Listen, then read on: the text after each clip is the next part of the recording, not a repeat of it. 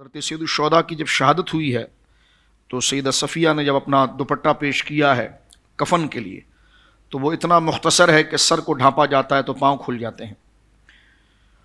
تو آپ کا نماز جنازہ جب حضور سید عالم نے فرمایا کہ 70 دفعہ آپ کا جنازہ پڑھا گیا صحابہ کے ساتھ، جب آپ کو مزار مقدسہ میں رکھا گیا تو حضرت عبداللہ بن جہش کا ذکر ابھی کیا حضرت علامہ صاحب مدد ذلہ نے کہ آپ کی شہادت بھی ویسی ہے اور آپ رشتے میں حضرت حمزہ کے سگے بھانجے ہیں. اللہ، ہاں، اس لیے کہ آپ کی امی جان جو ہے نا وہ امیمہ ہے، امیمہ بنت عبد المطلب، اللہ اکبر. تو آپ کے بھانجے ہیں. اور یہ روایت اکثر مورخین نے لکھی ہے کہ جب سید الشہداء کو مزار میں رکھا گیا تو اسی مزار میں آپ کو بھی رکھا گیا.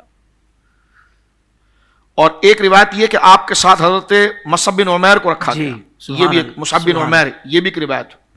تو لہٰذا آج دیکھیے وہاں 2 مزار شریف ہیں. ایک روایت یہ کہ تینوں کو ایک ساتھ رکھ دیا گیا.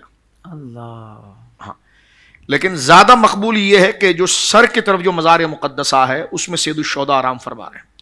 اس میں آپ کے ساتھ یا تو عبداللہ بن جہش ہیں یا حضرت مصعب بن عمیر ہیں. صحیح. اور قدموں کے طرف اکیلے جو ہے وہ حضرت مصعب بن عمیر ہیں یا عبداللہ بن جہش ہیں.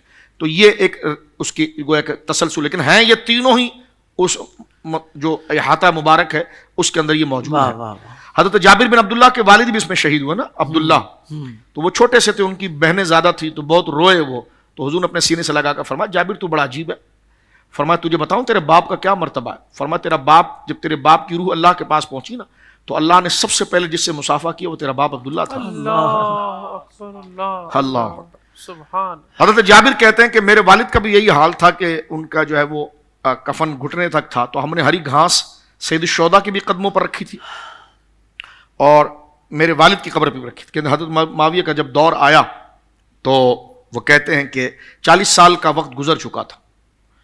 تو کہتے ہیں کہ جب ہم ان نہر بنانے کے لیے پھاوڑا جس کو کہتے ہیں جس سے زمین کھودی جاتی ہے، تو قبر کی طرف جب کھودا تو ایک یہ ہے کہ وہ پھاوڑا جو ہے جو جس سے کھودا جاتا ہے وہ حضرت حمزہ کے پاؤں پر لگا اور اس سے خون بہنے لگ گیا. ایک یہ ہے کہ وہ روایت میں یہ بھی تجزیہ ہے کہ جب پانی کا سیلاب آیا تو وہ اس نے جناب جو ہے کہ وہ بہاؤ کے اندر یہ تمام قبریں جو ہے کہ وہ بظاہر گر گئیں، جس سے گویا کہ ان کے لاشیں نظر آئے. اللہ. اب باقاعدہ صحابہ کہتے ہیں کہ ہم نے دیکھا کہ حضرت سید الشہداء اور ان شہداء کے قدموں میں جو ہری گھاس رکھی ہوئی تھی وہ گھاس بھی ہری تھی جیسے پہلے دن رکھی گئی، اللہ. اور ان کا ہاتھ زخم پر تھا اور جب ہاتھ ہٹایا تو زخم خون چلنے لگ گیا. یہ کیا ہے؟ بندہ زخم سے نہ مرے، ایسی مر جائے تو آپ دیکھتے ہیں اس کا خون سوکھ جاتا ہے جی.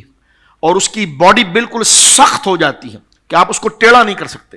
اس لیے میت کے بارے میں ہے کہ جب انتقال کر جائے تو اس کو سر کے نیچے تکیہ نہ رکھیں ورنہ گردن پیچھے سے اٹھی رہ جائے گی اور پھر آپ اس کو صحیح نہیں کر پائیں گے اور بہت مشکل ہوگا گرم پانی ڈال کر پٹھوں کو نرم کر کے پھر اس کو صحیح کرنا پڑے گا.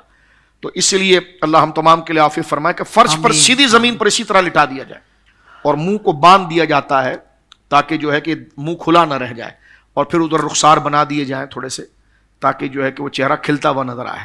تو یہ اسی وقت، اس کے بعد وہ بالکل لکڑی سے بھی زیادہ، لوہے سے بھی زیادہ سخت ہو جائے گا اور پاؤں کو باندھ دیا جاتا ہے انگوٹھوں کے ساتھ. اللہ ہم تمام کے لیے آسانی فرمائے آمین. تاکہ پھر بعد میں اگر وہ کھلے رہ گئے تو پھر وہ جڑیں گے نہیں. لیکن 40 سال کا عرصہ گزر گیا، حضرت حمزہ کے ہاتھ کو جہاں مولڈ کرتے وہ نرم اسی طرح ہو جاتا تھا اللہ اکبر. جس طرح کے سویا جاتا ہے.